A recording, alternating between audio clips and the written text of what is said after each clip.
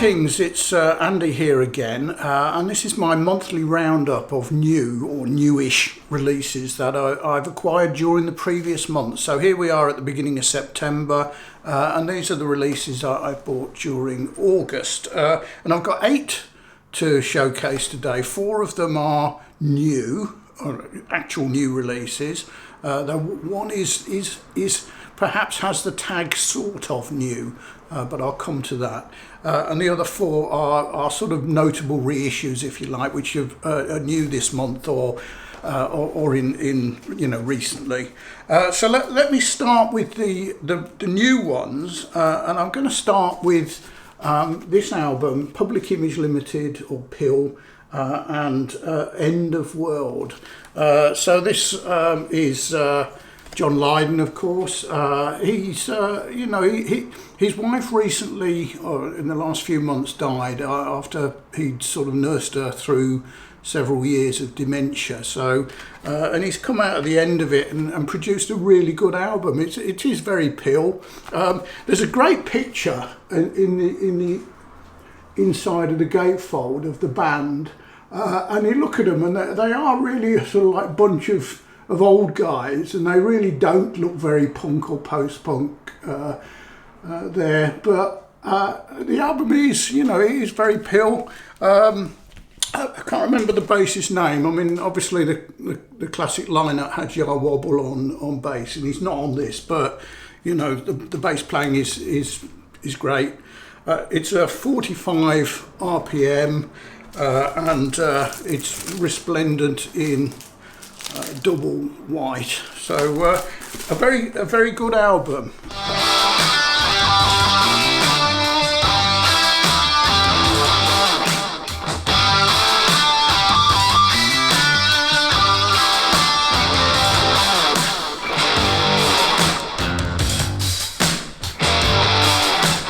Actually came out in towards the end of April, but I've only came across it on a recommendation from a friend during December, and it's the band is called Silver Moth, and the album is Black Bay. And Silver Moth essentially are a side project put together by Stuart Braithwaite of Mogwai, and it's a 7-piece. I frankly don't know any of the others, but they've got together as a collective. Black Bay apparently is a studio on the Isle of Lewis in the Hebrides, and basically I think they got together and jammed essentially, and they've produced a nice album. It's a single. It's in clear vinyl, and this is what I was playing. One of the tracks from here, in fact, the final track, which is called Sedna. Was what I was playing at in the intro to this little video.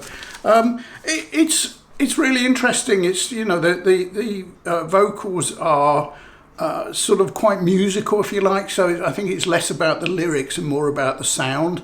And obviously there's some trademark sort of heavy Stuart Braithwaite in there, but it's not. It's essentially much more gentle than that, I would say.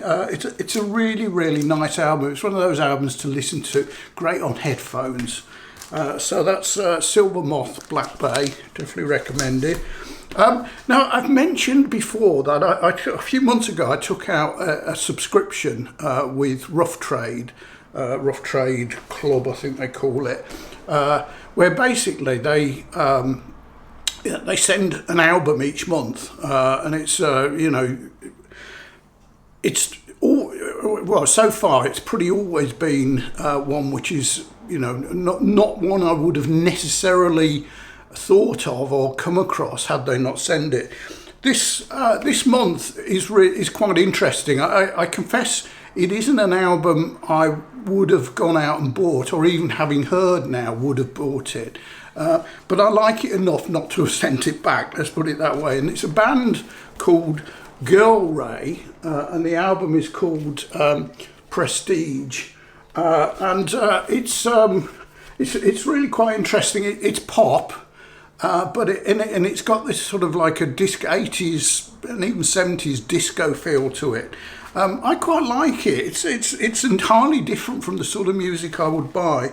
It's a single album, and it's in resplendent in shocking pink, which is appropriate for the for it, and you always get lots of extra goodies. So with this one came an extra 7-inch single with two more tracks, one on each side, and also a CD with what's on the LP and the single. There was even a sort of an insert signed by the band. And there's a little card insert with an explanation on it, and they say, so this is Iris McConnell, one of the girls in this band, saying, with this album we took the shambolic charm of our debut Earl Grey, which I've never heard, to be honest, and the indie-fied R&B of our sophomore, called Girl, also haven't heard, and injecting them with a booster shot of high-energy 80s disco pop. We hope it is a life-affirming celebration of the transformational power of pop music at its most glorious.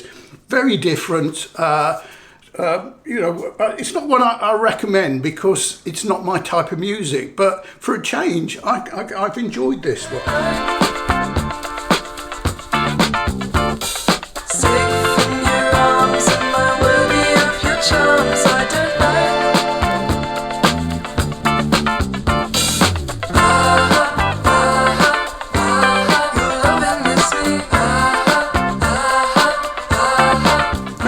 My fourth new album is not strictly new, but it's the first time it's been officially released, and it's Chrome Dreams by Neil Young. So this originally was recorded in late in '76, and I think was due for release in '77.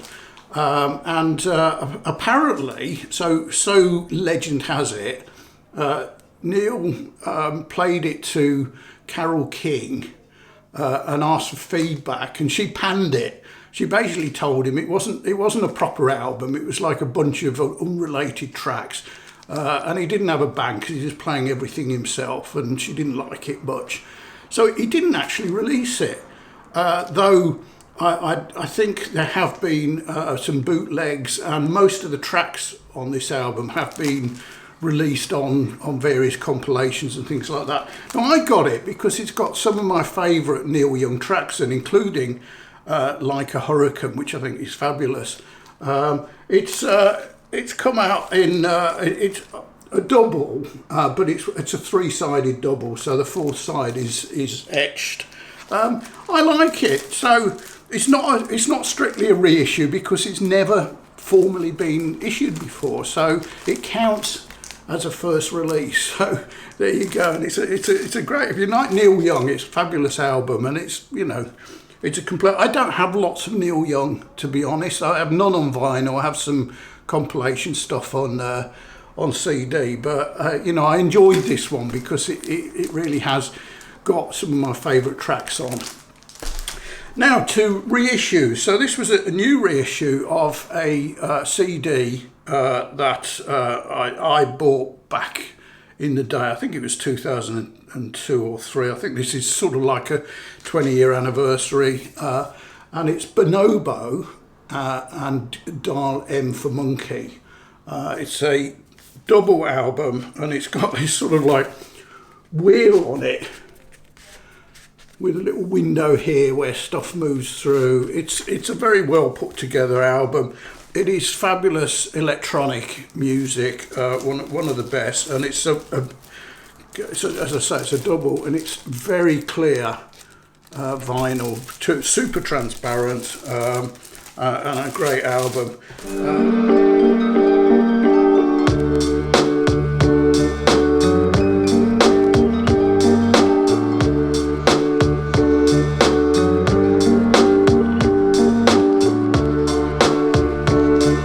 This one is one of my favourite bands, and it's Mono, the Japanese post-rock band Mono, and they're in my humble is their best album, Hymn to the Immortal Wind. Now I've had this on CD, obviously, but never seen it on vinyl before, and this was a new release which sort of popped up in my alerts from Bandcamp. So they've released this on vinyl from Bandcamp. It's on orange vinyl, it's a double, but I had to import it effectively because one of the problems with Mono is they don't have a sort of, they don't have a Europe, let alone a UK sort of fulfillment hub, or whatever you want to call it. So I bought it on Bandcamp, but it actually came from the States, so I had to pay about an extra 10 quid in extra postage to wing it across the pond. But I'm glad I did, because it is one of my favourite albums, and it's one I've long looked for on vinyl.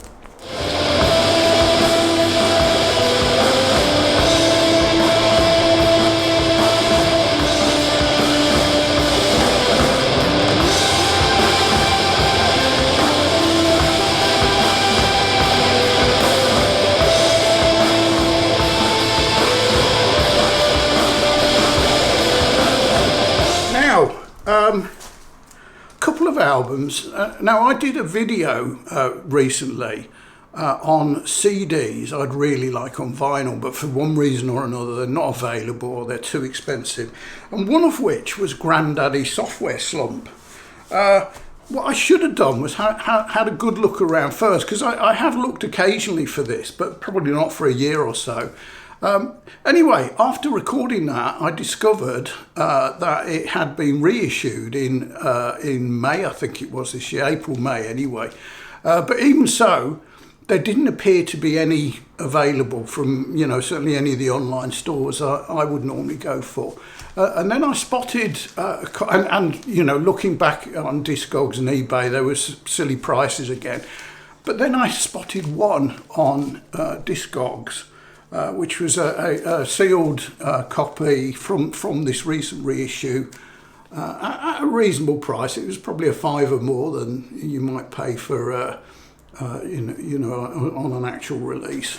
And it's transparent vinyl with a green sort of swirl on it.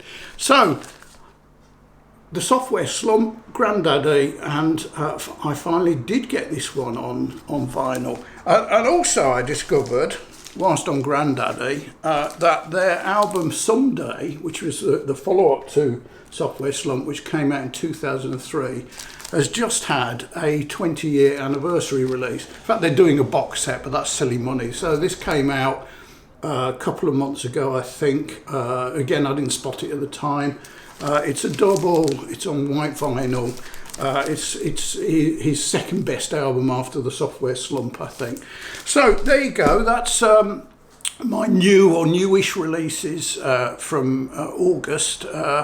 To 4 new ones, or 3 completely new ones, released in the last few months, and the Neil Young sort of, is it new, isn't it new, it counts as a new release, and then 4 reissues I'm really pleased with. So thanks for watching, cheers.